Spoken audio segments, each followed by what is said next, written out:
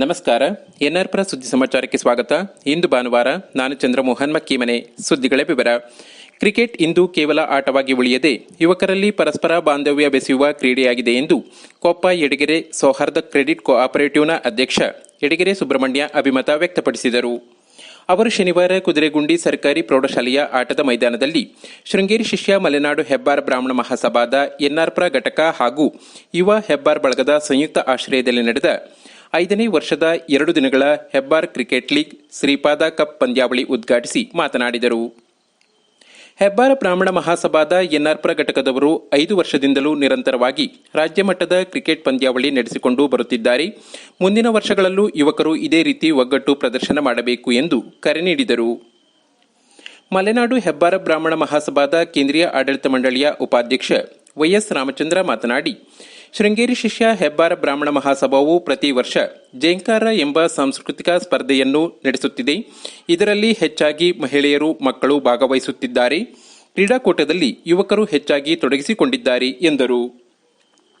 ಮುಖ್ಯ ಅತಿಥಿಯಾಗಿದ್ದ ಶಿವಮೊಗ್ಗ ಶಾರದಾ ವಿವಿಧೋದ್ದೇಶ ಸೌಹಾರ್ದ ಸಹಕಾರ ಸಂಘದ ವೃತ್ತಿಪರ ನಿರ್ದೇಶಕ ಕೆಆರ್ ಶಿವಕುಮಾರ್ ಮಾತನಾಡಿ, ಯುವಕರು ಕ್ರೀಡಾಕೂಟದ ಜೊತೆಗೆ ಹೆಬ್ಬಾರ್ ಸಮಾಜದ ಮುಖ್ಯ ಕಾರ್ಯಕ್ರಮವಾದ ಗುರುದರ್ಶನ, ವಿವಿಧ ಧಾರ್ಮಿಕ ಕಾರ್ಯಕ್ರಮಗಳಲ್ಲೂ ಭಾಗವಹಿಸಬೇಕು ಎಂದು ಕರೆ ನೀಡಿದರು.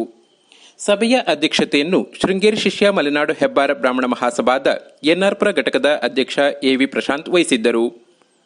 ಮುಖ್ಯ ಅತಿಥಿಗಳಾಗಿ ಹೆಬ್ಬಾರ ಬ್ರಾಹ್ಮಣ ಮಹಾಸಭಾದ ಕೇಂದ್ರೀಯ ಆಡಳಿತ ಮಂಡಳಿಯ ಪ್ರಧಾನ ಕಾರ್ಯದರ್ಶಿ ಚರಣ್ ಹೆಬ್ಬಾರ್, ಎನ್ಆರ್ಪುರ ಘಟಕದ ಗೌರವಾಧ್ಯಕ್ಷ ಎಎಸ್ ವೆಂಕಟರಮಣ, ಕಾರ್ಯದರ್ಶಿ ಕೆವಿ ಪ್ರಭಾಕರ್, ಎನ್ಆರ್ಪುರ ಯುವ ಬಳಗದ ಅಧ್ಯಕ್ಷ ವೈಎಂ ಮಧು, ಯುವ ಬಳಗದ ಕಾರ್ಯದರ್ಶಿ ಕೆಎಂ ವಿಕಾಸ್ ಉಪಸ್ಥಿತರಿದ್ದರು.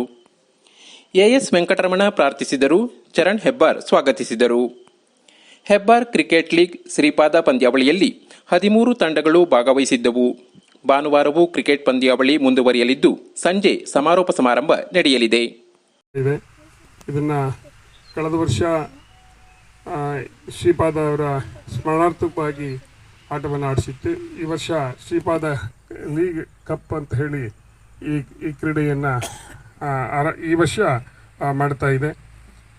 ಒಂದು ನಮ್ಮ ಹೆಬ್ಬಾರ ಸಮುದಾಯದ ಯುವಕರಲ್ಲಿ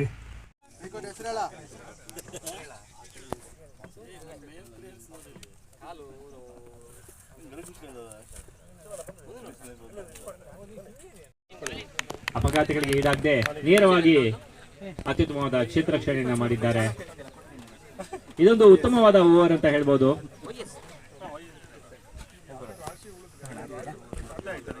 ಶೃಂಗೇರಿ ತಂಡಕ್ಕೆ ಒಂದು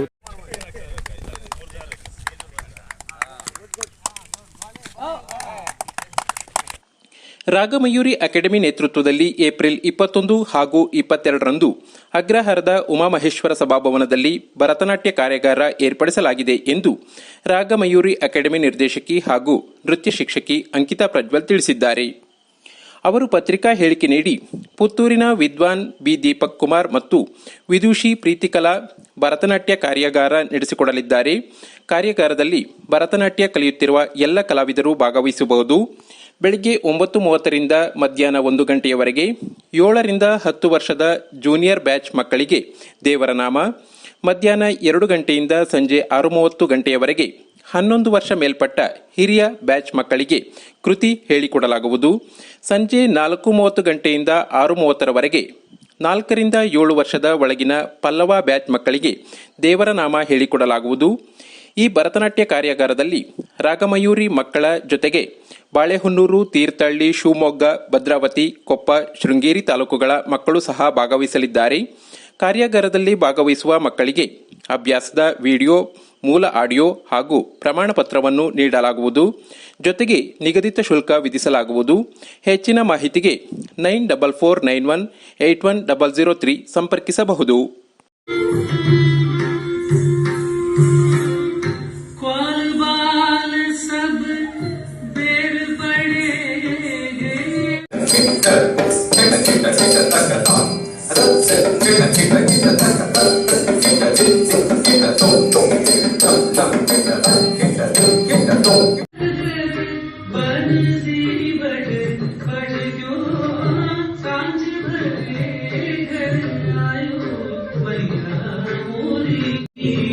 मैं नहीं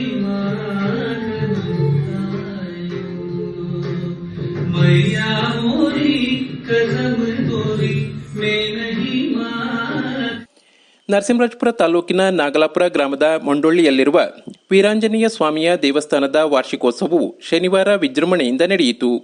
ವಾರ್ಷಿಕೋತ್ಸವದ ಅಂಗವಾಗಿ ಬೆಳಗ್ಗೆ 10ಕ್ಕೆ ಗುರುಪ್ರಾರ್ಥನೆ, ಮಹಾಗಣಪತಿ ಪೂಜೆ, ಸ್ವಸ್ತಿ ಪುಣ್ಯಾಹ, ಕಲಶ ಸ್ಥಾಪನೆ, ಶ್ರೀ ಮಾರುತಿ ಹೋಮ, ಪೂರ್ಣಾಹುತಿ, ಕಲಶಾಭಿಷೇಕ, ಪೂರ್ವಕ ಪ್ರಸನ್ನ ಮಹಾಪೂಜೆ, ಮಹಾಮಂಗಳಾರತಿ, ತೀರ್ಥಪ್ರಸಾದ ವಿನಿಯೋಗ ನಡೆಯಿತು. ಪೂಜೆಯ ನಂತರ ಸಾಮೂಹಿಕ ಅನ್ನಸಂತರ್ಪಣೆ ಹಮ್ಮಿಕೊಳ್ಳಲಾಗಿತ್ತು. ಪುರೋಹಿತರಾದ ಎನ್ ಜಗದೀಶ್ ಭಟ್ ಹಾಗೂ ಅರ್ಚಕ ಎಆರ್ ನಟರಾಜ್ ನೇತೃತ್ವದ ಧಾರ್ಮಿಕ ಕಾರ್ಯಕ್ರಮ ನಡೆಯಿತು. ನೂರಾರು ಭಕ್ತರು ಪಾಲ್ಗೊಂಡಿದ್ದರು. ಪ್ರತಿನಿತ್ಯ ತಾಲೂಕಿನ ಸುದ್ದಿ ಸಮಾಚಾರಗಳಿಗೆ ನೋಡ್ತಾ ಇರಿ ಎನ್ಆರ್ ಪುರ ಸುದ್ದಿ ಸಮಾಚಾರ. ವಂದನೆಗಳು.